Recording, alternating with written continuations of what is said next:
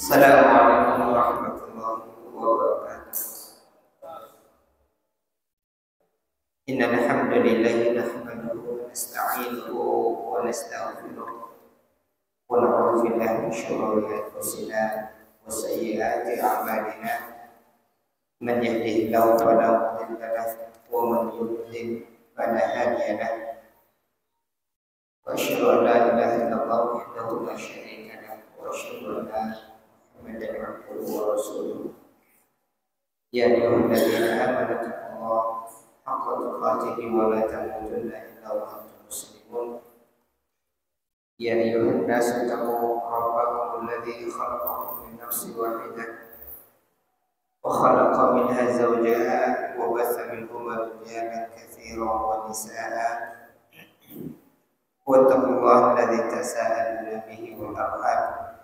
Innallaha kana 'alaykum raqiba. Ya ayyuhalladzina amanu taqullaha wa qulu qawlan sadida yuslih lakum a'malakum wa yaghfir lakum dhunubakum. Wa man yuti'illaha wa rasulahu faqad faza fawzan 'aziman. Amma ba'd. Fa inna ahsanal kalami kalamullah wa khairal huda huda nabiyyina Muhammadin sallallahu alaihi wasallam. Syarrul umuri muhdatsatuha wa kullu muhdatsatin bid'ah wa kullu bid'atin dhalalah wa kullu dhalalatin finnar. Ibadati billah a'azzallahu iyyakum. Insyaallah pada malam hari ini kita akan melanjutkan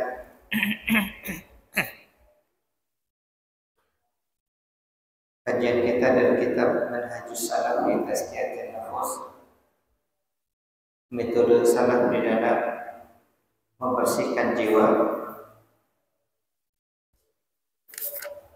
Dan pada pertemuan kemarin kita telah menyampaikan pembahasan terkait pembagian dari tazkiyatun nufus, bahwasanya tazkiyatun nufus membersihkan jiwa atau diri itu ada dua macam, ada yang terpuji dan ada yang tercela.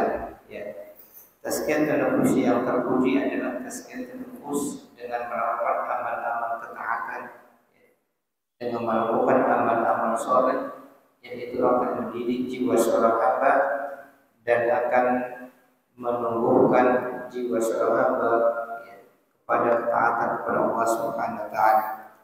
Dan tazkiyatun nufus yang dicela di dalam nas-nas yang ada itu sanjungan-sanjungan, pujian-pujian kepada diri sendiri, yang itu menunjukkan tentang kelemahan jiwa ketika dia menyanjung atau memuji dirinya. Ini sesuatu yang dilarang di dalam syariat.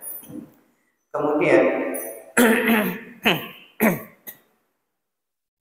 pada pembahasan berikutnya di bab yang kelima, di sini mu'allim penulis kitab membawa sebuah pembahasan bab maja'a fi haqiqatin nafs, dalil-dalil yang menjelaskan tentang hakikat nafsu.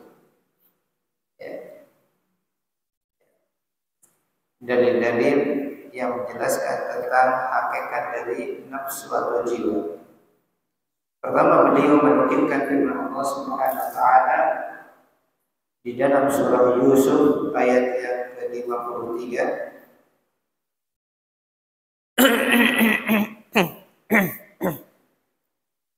Qala ta'ala, Allah Ta'ala berfirman, wa ma ubarri'u nafsi inna nafsa la'ammaratun bisu' illa man rahima rabbi inna rabbi ghafurur rahim.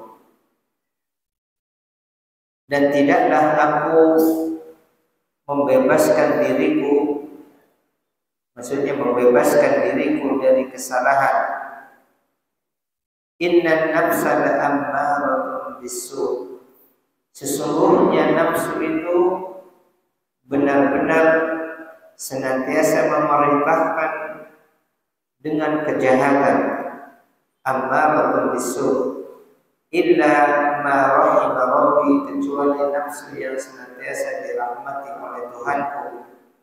Inna rabbi ghafurur rahim, sesungguhnya Rabbku zat yang maha pengampun lagi maha penyayang. Maka di dalam ayat ini Allah Subhanahu wa taala menjelaskan di antara salah satu sifat nafsu adalah ammaratun bisu', senantiasa memerintahkan pada keburukan, pada kejelekan. Itulah hakikat nafsu yang Allah sebutkan di dalam ayat ini.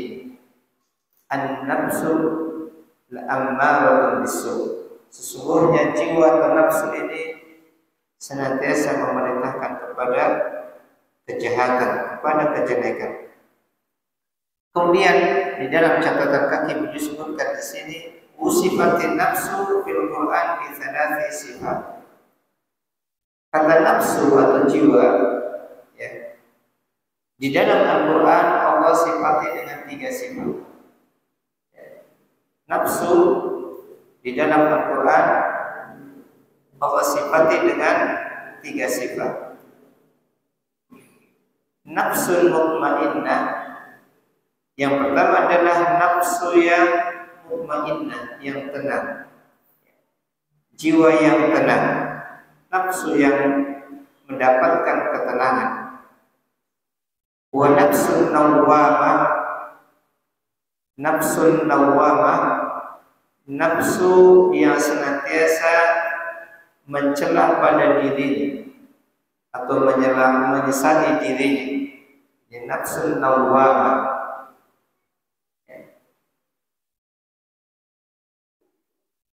Nafsu yang senantiasa mencela atau menyesali dirinya. Wa nafsun ammaratun bisu', wa nafsu ammaratun bisu', dan yang ketiga nafsu yang senantiasa memerintahkan pada keburukan. Ini 3 sifat nafsu yang disebutkan di dalam Al-Quran Al-Karim. Nafsun mutmainnah, kemudian nafsun lawwamah, dan nafsun la'ammaratun bisu', nafsu yang senantiasa tenang, nafsu yang senantiasa menyesali dirinya, dan nafsu yang senantiasa memerintahkan pada keburukan.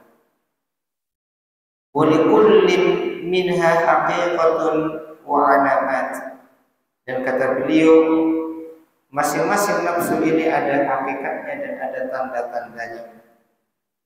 Kemudian beliau menukilkan perkataan Syekh Muhammad bin Shalih Al-Utsaimin rahimahullah taala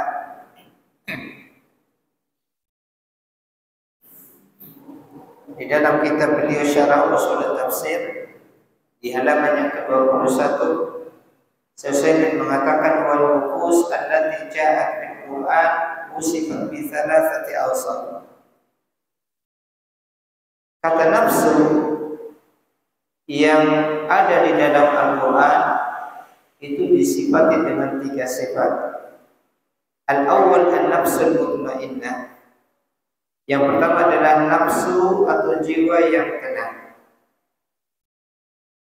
Dan ini sebagaimana Allah Subhanahu wa taala berfirman di dalam surah Al-Fajr ayat 27 sampai 28, ya ayyatuhan nafsul mutmainnah, wahai nafsu yang tenang, wahai jiwa yang tenang, irji'i ila rabbiki radiyatan mardiyah,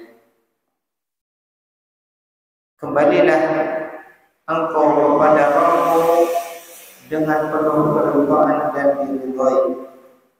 Ini pensifatan nafsu yang pertama Allah katakan nafsu mutmainnah, jiwa atau nafsu yang tenang, yaitu nafsu yang ridha kepada Allah Subhanahu wa taala dan Allah ridha kepadanya. Yang kedua adalah al-ammaratu bisu'. Yang kedua, nafsu yang senantiasa memerintahkan pada kejahatan, pada keburukan. Sebagaimana di dalam ayat yang tadi disebutkan di dalam surat Yusuf ayat 53, wa ma ubarri'u nafsi, dan tidaklah aku berusaha untuk membebaskan diriku, membersihkan diriku dari kesalahan, ya, membersihkan nafsuku dari kesalahan. Inna nafsa la'ammaratu bisu', sesungguhnya nafsu itu senantiasa memerintahkan pada kejahatan. Kemudian yang ketiga, nafsu lawwamah, nafsu atau jiwa yang senantiasa mencela atau menyesali pada dirinya. Ya. Sebagaimana Allah berfirman di dalam surah Qiyamah ayat yang kedua, wala uqsimu bin nafsil lawwamah, dan sungguh aku bersumpah dengan jiwa yang senantiasa mencela dirinya atau menyesali dirinya.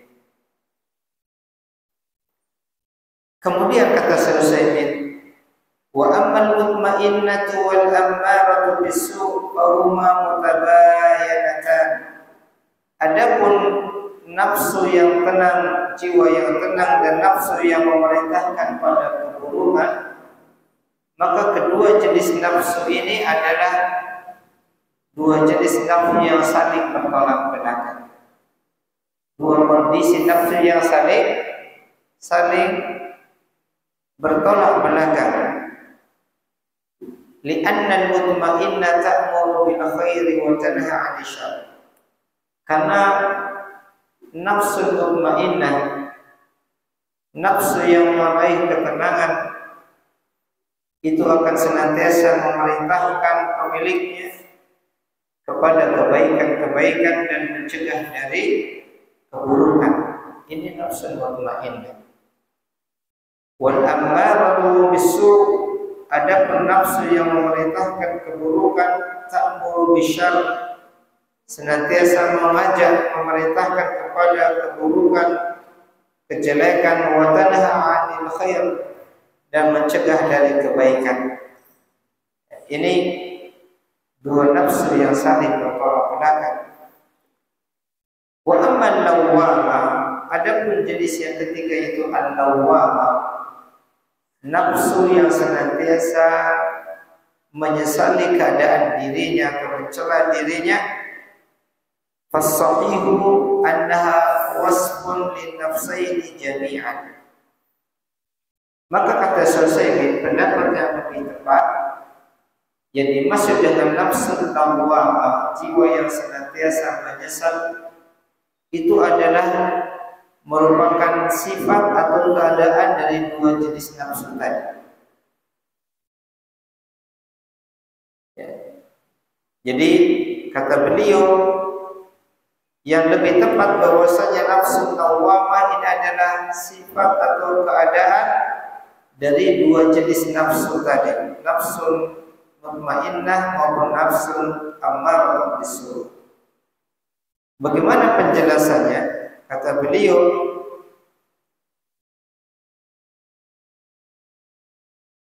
fal ammaratu bisu' talumuka wal mutmainnatu talumuka. Jiwa yang senantiasa memerintahkan keburukan akan mencelamu. Demikian juga jiwa yang tenang juga akan mencelamu. Fa ammal ammaratu bis-su'i talumuka idza fa'alta al-khair wa idza tarakta as-su'. Maka jiwa yang buruk, nafsu yang buruk, yang senantiasa memerintahkan kepada kejahatan-kejahatan, kejelekan-kejelekan, kata beliau, dia akan mencelamu, ya. Ketika engkau melakukan kebaikan, maupun ketika engkau meninggalkan kejelekan. Artinya tidak suka, ya. Ini jiwa yang buruk, demikian keadaannya. Ketika seseorang melakukan kebaikan-kebaikan atau ketika dia meninggalkan keburukan-keburukan, maka ya, jiwa yang buruk ini tidak menyukainya, mencelanya.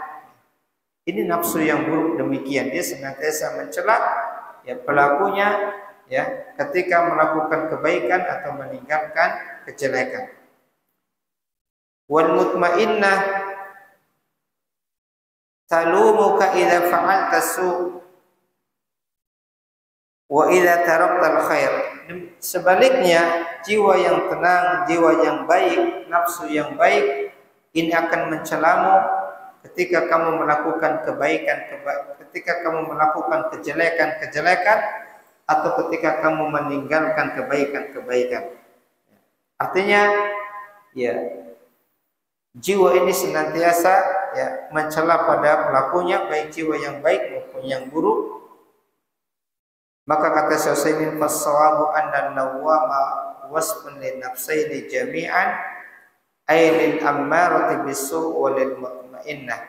Maka Syaikhul mengatakan pendapat yang benar menurut beliau bahwasanya an-nawwamah ini adalah jiwa yang senantiasa ada pada dua jenis nafsu, sifat yang melekat pada dua jenis nafsu tadi, baik nafsu yang memerintahkan keburukan maupun nafsu yang memerintahkan kepada kebaikan, jiwa yang tenang.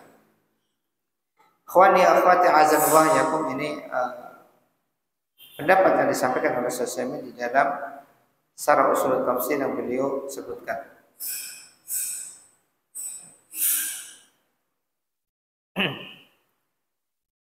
Sedikit kita tambahkan penjelasan sesaat di dalam ketika beliau menafsirkan la uqsimu bin nafsil lawwamah.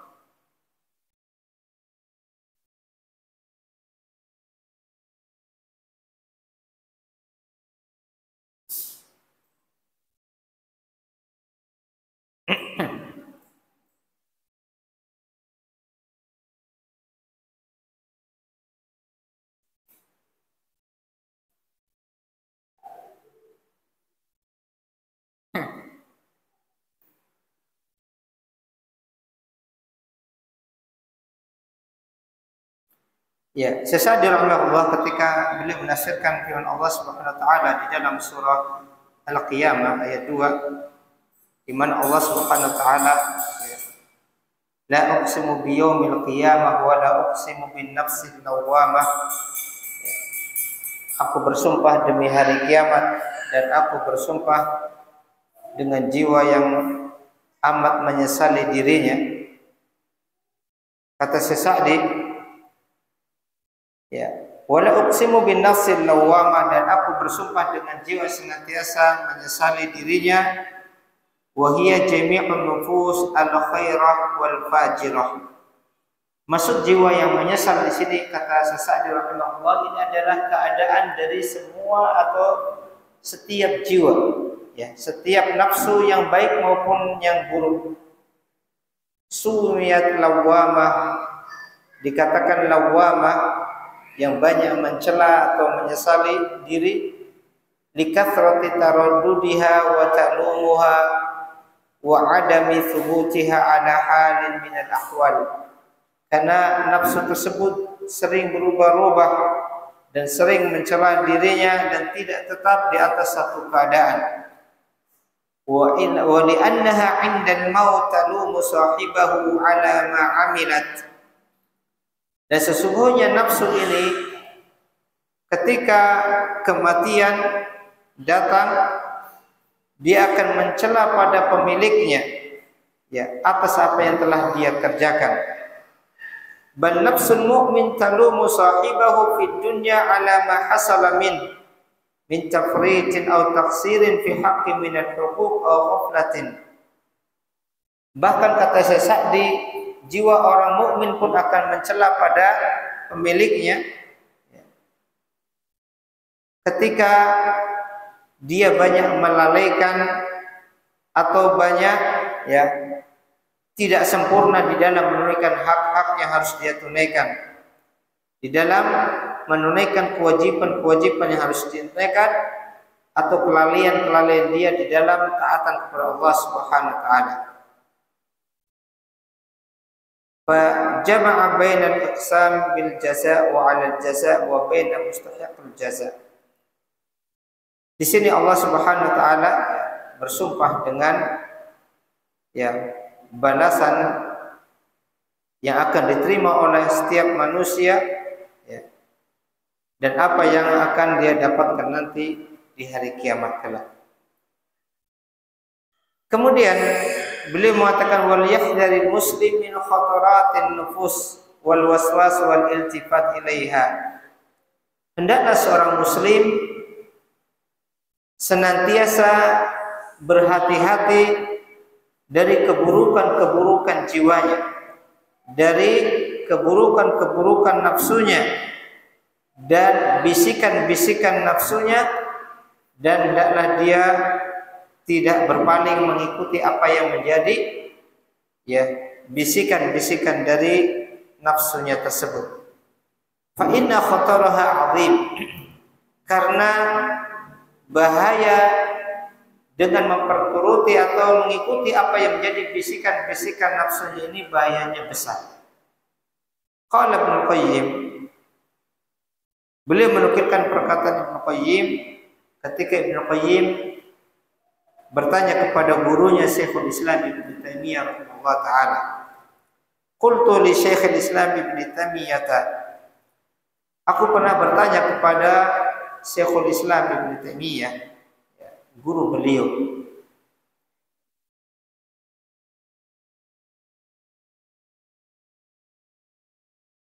masal afatin nafsi mithlu afatin nafsi mithlu hayati wal aqarib allati fi tariqil musafir. Syekhul Islam, kata Ibnu Qayyim, memberikan gambaran, memberikan perumpamaan kejelekan-kejelekan nafsu, keburukan-keburukan yang ditimbulkan oleh nafsu itu seperti keburukan-keburukan yang ditimbulkan oleh al-hayyat wal aqarib, ular maupun kalajengking, allati fi tariqil musafir, yang ada di tengah perjalanan. Jadi Syekhul Islam pernah menggambarkan bahwasanya gambaran nafsu itu itu seperti ular atau kalajengking yang mengganggu perjalanan seseorang. Fa in aqbala ala taftish tariqi anha wal istighali biqatliha inqata. Seseorang yang sedang menempuh perjalanan melalui suatu jalan dan dia sibuk untuk berusaha mencari gangguan-gangguan ular atau kalajengking pada jalan yang dia lalui tersebut, atau sibuk untuk mengusirnya, membunuhnya, inqata'a, maka dia akan terputus jalannya, tidak bisa lancar di dalam melalui perjalanan karena sibuk dengan hal tersebut. Sibuk bagaimana dia mencari, meneliti di jalan tersebut ular-ular atau kalajengking yang akan mengganggunya, yang mungkin dia tidak mudah untuk mendapatkannya. Maka kalau dia sibuk untuk mencarinya, untuk membunuhnya, inqata'a, itu akan memutuskan perjalanannya. Walam yumakkinuhu as-safar faqat, dan dia tidak bisa melanjutkan perjalanan karena sibuk dengannya. Wal takun himmatuka al-masir wal i'rad anha wa adamul iltifat ilaiha. Maka kata Syekhul Islam Ibnu Taimiyah, maka hendaklah kepentinganmu ketika menempuh perjalanan yang ada gangguan-gangguan seperti itu, tidak sibuk kita mengurusi gangguan-gangguan tersebut, melayaninya, tetapi hendaklah kepentinganmu adalah bagaimana bisa al-masir, meneruskan perjalanan, bisa melewati jalan tersebut dengan selamat, wal i'rad anha, bagaimana bisa menjauh dari ular maupun kalajengking tersebut, ya tidak sibuk meladeninya, wa adamul iltifat ilaiha, dan tidak berpaling kepadanya. Artinya kita tidak terfitnah dengan gangguan-gangguan tersebut, ya. Sehingga kita lupa dengan hakikat utama, yaitu bagaimana kita bisa melewati jalan tersebut. Fa idza urida laka fiha ma yu'awwiquka 'anit tariqi 'anil masiri faqtulhu. Apabila ya di dalam jalan tersebut, kata Syekhul Islam, engkau mendapati perkara-perkara yang mengganggu perjalananmu, ya dari gangguan ular maupun kalajengking tersebut, maka bunuhlah. Tsumma ala sayrika, kemudian setelah itu ya teruskan perjalanan. Jangan lupakan tujuan utama, yaitu bagaimana melewati perjalanan tersebut. Fastahsana Syekhul Islam dzalika jiddan wa athna ala qailih.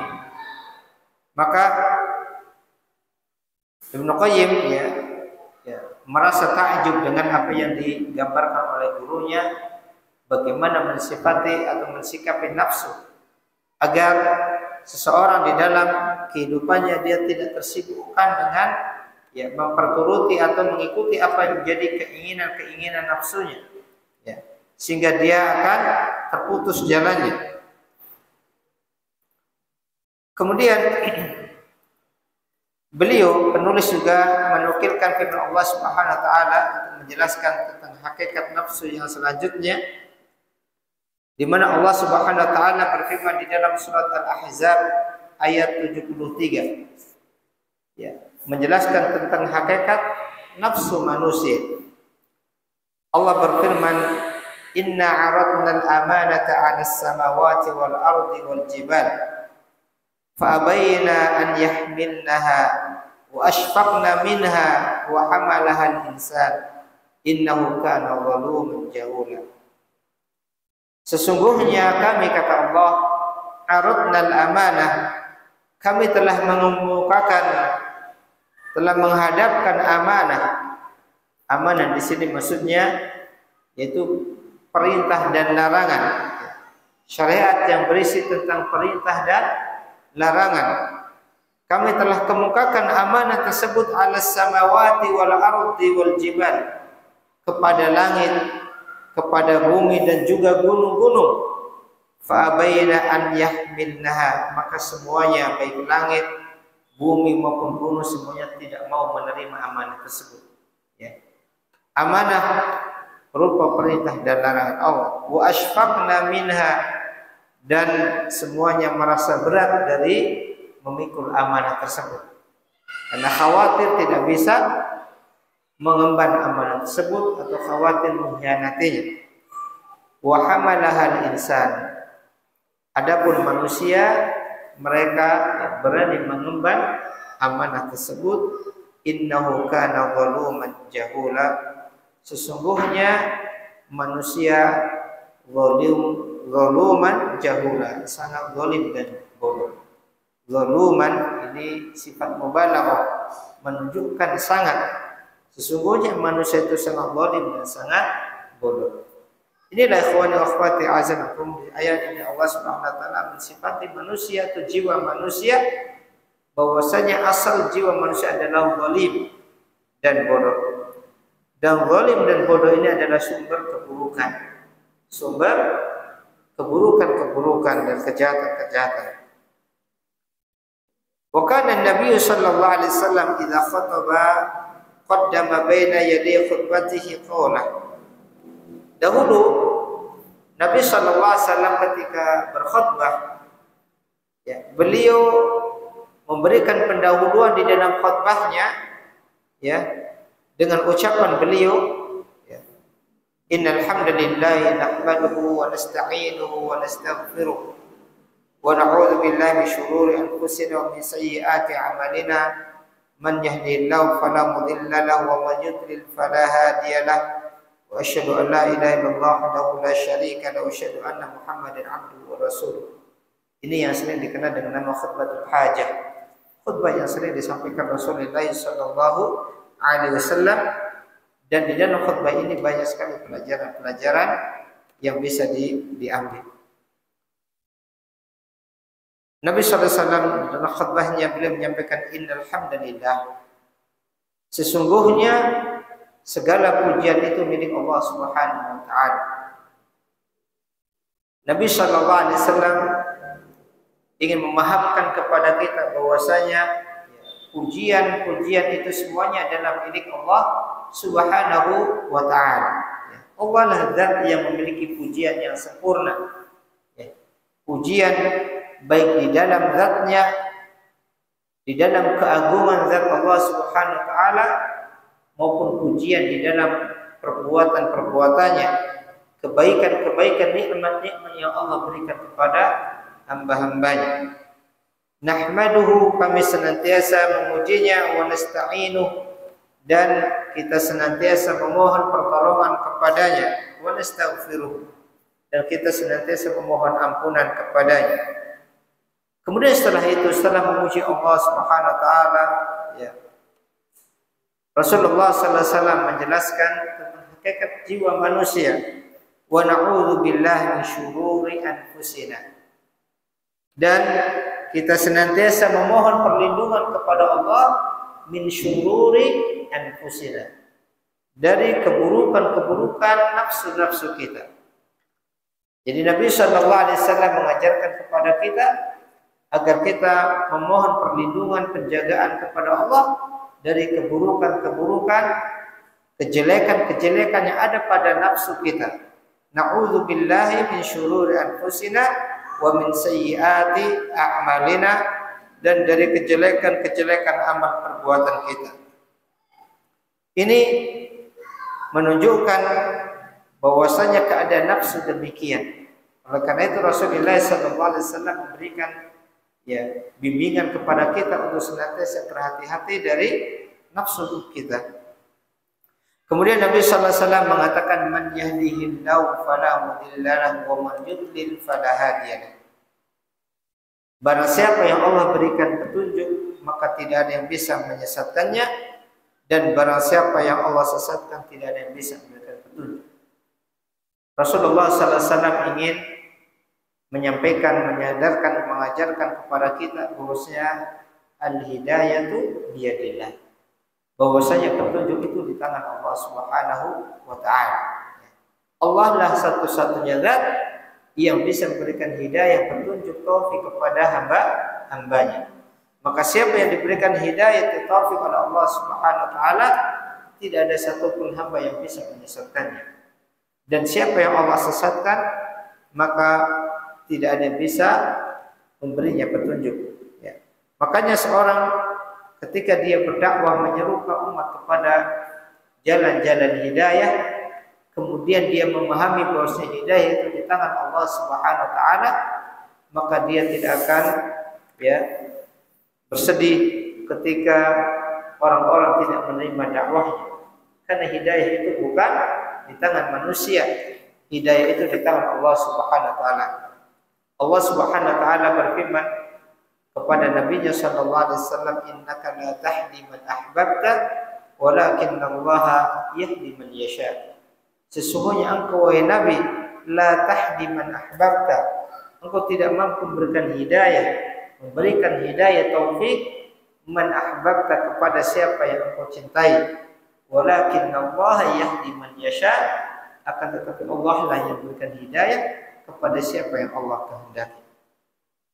Kemudian Nabi SAW menyampaikan dua kalimat syahadah, asyhadu an la ilaha illallah wahdahu la syarikalah, menunjukkan pentingnya bagi seseorang untuk kembali memperhatikan tauhidnya kepada Allah Subhanahu wa taala, memurnikan ibadah hanya kepada Allah dan meninggalkan semua bentuk-bentuk kesyirikan.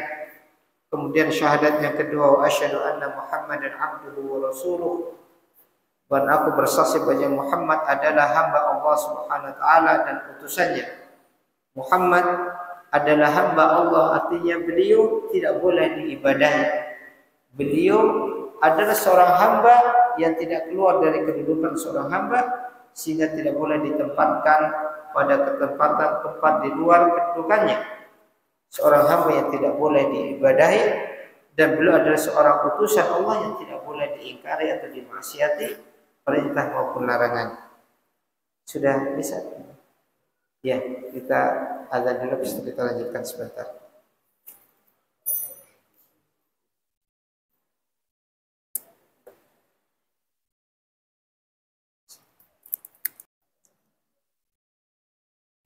Ya, kita lanjutkan sedikit. Wa qala Abu Bakr radhiyallahu anhu, beliau menukilkan sebuah hadis yang diriwayatkan oleh Imam Tirmizi. Abu Bakar Siddiq radhiyallahu anhu berkata, "Ya Rasulullah, wahai Rasulullah, murni bi kalimatin aquluhunna idza asbahtu idza amsayt." Perintahkanlah kepadaku dengan beberapa ucapan-ucapan yang aku ucapkan ketika aku masuk waktu pagi maupun waktu sore. Qala, ya. Maka Abu Bakar mengatakan, "Qul," ucapkanlah, kata Nabi sallallahu alaihi wasallam, "Allahumma fatiras samawati wal ardh."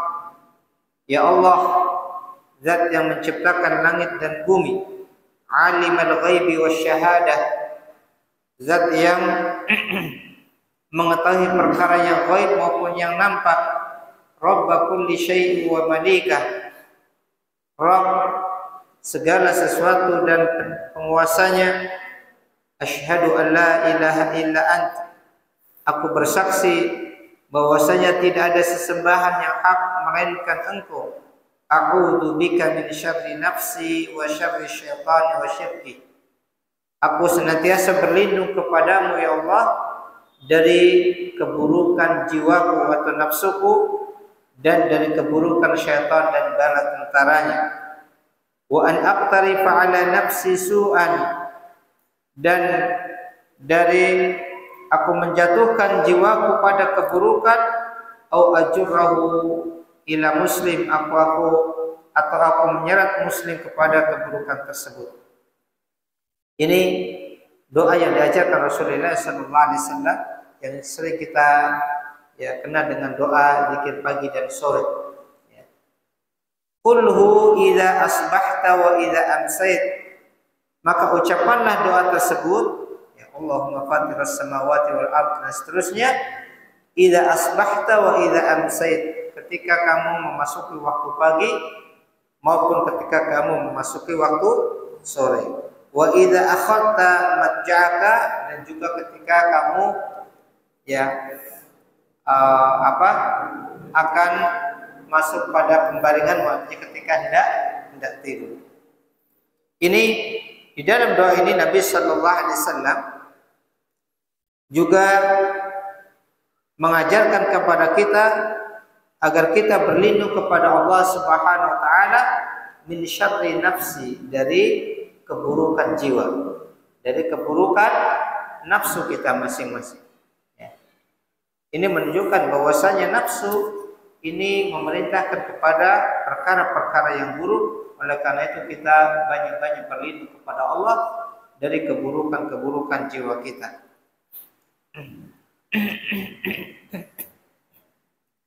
Kemudian beliau kembali menukilkan perkataan Ibnu Qayyim rahimahullah.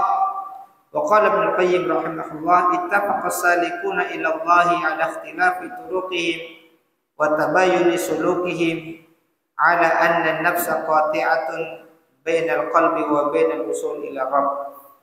Kata Ibnu Qayyim bahwasanya orang-orang yang senantiasa menempuh perjalanan kepada Allah, ahlu suluk yang senantiasa berusaha menempuh perjalanan kepada Allah dengan perbedaan jalan-jalan yang mereka lalui, mereka sepakat bahwasanya jiwa itu akan memutuskan antara hati seseorang dan sampainya hati tersebut kepada Allah Rabbul Alamin.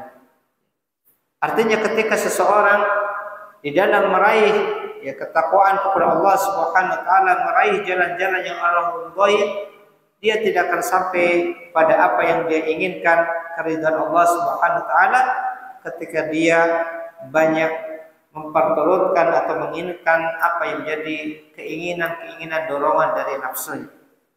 Kemudian Syekh Sa'di rahimahullah beliau juga mengatakan an-nafsu zalimatun jahilah, bahwasanya jiwa manusia itu hukum asalnya sebagaimana Allah sebutkan juga di dalam ayat zalimah jahilah, ya. Jiwa atau nafsu ini keadaannya adalah zalim dan bodoh.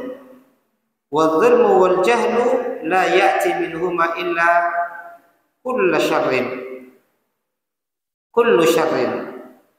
Dan kezaliman maupun kebodohan ini, dua sifat ini, zalim dan bodoh ini, tidaklah datang dari dua sifat ini melainkan semua bentuk-bentuk keburukan. Bentuk-bentuk keburukan itu ya secara umum datangnya dari dua sifat ini, yaitu kezaliman dan kebodohan. Fa in rahimallahu al-'abda wa manna 'alaihi bil 'ilmi nafi wa suluki tariqil 'adli bi akhlaqi wa a'malihi kharajat nafsuhu min hadzal wasf. Apabila Allah memberikan rahmat kasih sayang kepada hambanya, kemudian Allah berikan karunia kepada hambanya dengan ilmu yang bermanfaat, dan dia menempuh jalan-jalan keadilan, ya, di dalam akhlaknya maupun di dalam amalan-amalannya, maka jiwanya akan bisa keluar dari dua sifat ini, yaitu zalim dan bodoh, ya. Wasarat mutmainnah ila ta'atillahi wa dzikrih, dan jiwa itu akan menjadi jiwa yang tenang menuju kepada ketaatan kepada Allah dan senantiasa mengingatnya. Walam ta'mur sahibahu illa bil khair, dan tidaklah memerintahkan pemiliknya kecuali kebaikan-kebaikan. Maka ikhwan wa akhwati azanallahu yakum, inilah yang disampaikan oleh Syekh Sa'di rahimahullah taala, bagaimana kita mendidik jiwa kita, bagaimana kita meluruskan jiwa kita, mengarahkan nafsu kita, itu dengan al-ilmu nafi', dengan ilmu yang bermanfaat dan dengan amalan-amalan saleh. Inilah perkara yang akan bisa meluruskan, akan bisa ya mendidik jiwa seseorang, ya. Itu dengan ilmu, ya. Dengan ilmu, mengikuti apa yang difirmankan oleh Allah dan Rasulnya, disampaikan Rasulullah sallallahu alaihi wasallam. Yang mana Allah Subhanahu wa taala sifat Rasulullah sallallahu alaihi wasallam dengan membawa dua perkara, ya, yaitu al-huda wa dinil haq, liyudhhirahu 'ala ad-dini kullih, agar Allah menangkan beliau di atas agama yang lain. Al-huda yaitu al-ilmu nafi, ilmu yang bermanfaat. Wa dinul haq, agama yang benar, maksudnya amalan yang saleh. Inilah dua perkara yang akan senantiasa yang mengeluarkan sifat zalim dan sifat bodoh yang ada pada nafsu manusia. Ini saja mungkin bisa kita sampaikan pada kesempatan malam hari ini, ya, mudah-mudahan bisa bermanfaat. Kita tutup dengan doa penutup majelis. Subhanaka wa bihamdika asyhadu an la ilaha illa anta astaghfiruka wa atubu ilaik. Wassalamualaikum warahmatullahi wabarakatuh.